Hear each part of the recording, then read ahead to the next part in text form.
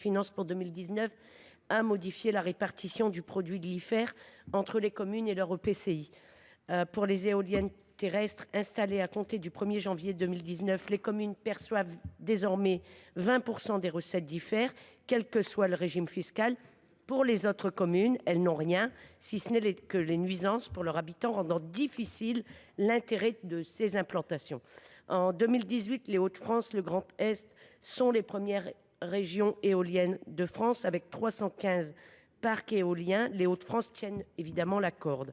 En tout état de cause, ces deux régions représentent 50% de la puissance délivrée de l'éolien en France. Les communes ont ainsi pris leur juste part en mettant à disposition du foncier, en s'inscrivant dans le processus décisionnel complexe, en participant à la concertation indispensable.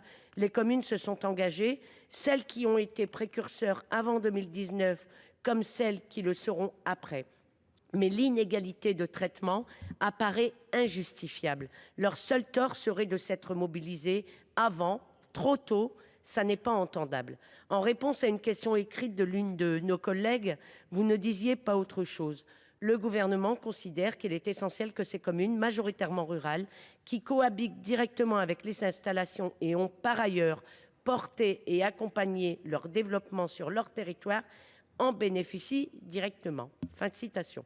Pour cette raison, nous soumettons à la sagesse du Sénat la possibilité pour les communes de ne pas prendre perpétuité avec l'éolien sans rétribution pour la population locale, entre que la simple neutralisation des coûts afférents. Je vous remercie. Merci. Quel est l'avis de la commission, monsieur le rapporteur ?